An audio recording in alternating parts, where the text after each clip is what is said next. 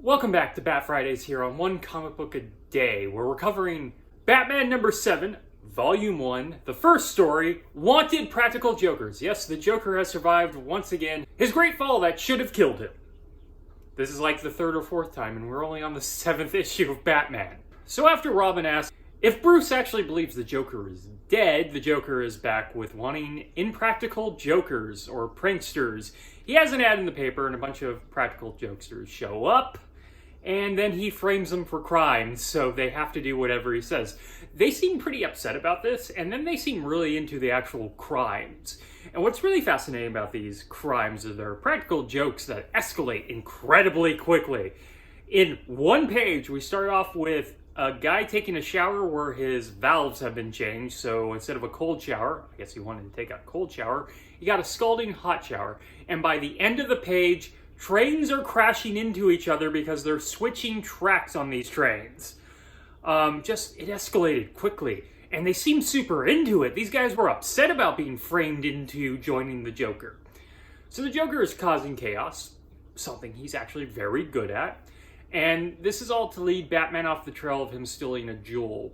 So he sends Batman to the wrong place, and he steals this gem, jewel, whatever, and instead all the practical jokers run in as multiple Jokers fight Batman and Robin. Of course, none of them are the real Joker, though it does remind me of the great Avengers story, Ultron Unlimited, when after they finally defeat Ultron, who was not an easy fight for most of the comic, a bunch of numbered Ultrons of varying and higher numbers come walking in.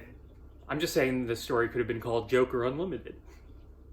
It's a better title than Wanted Practical Jokers.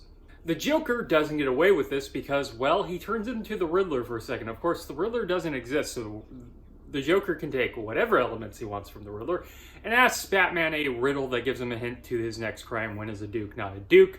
Turns out he's going to knock out and disguise himself as Duke Michaels, who's getting a reward. So Batman and Robin show up. This leads to a fight and then a chase on a train, because we have to add some sort of excitement to this, because there hasn't been much action other than fighting a whole bunch of Jokers at once, which they lost.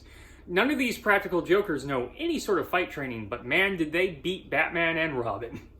So it's a final stand on a top of a train, and the Joker falls to his apparent death again, because why just keep him alive and put him in jail, or Arkham Asylum, which doesn't exist yet.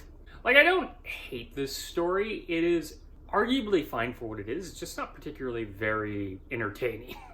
I mean, there's fun to be had with all the Jokers, but there's a pacing issue. There's not much action.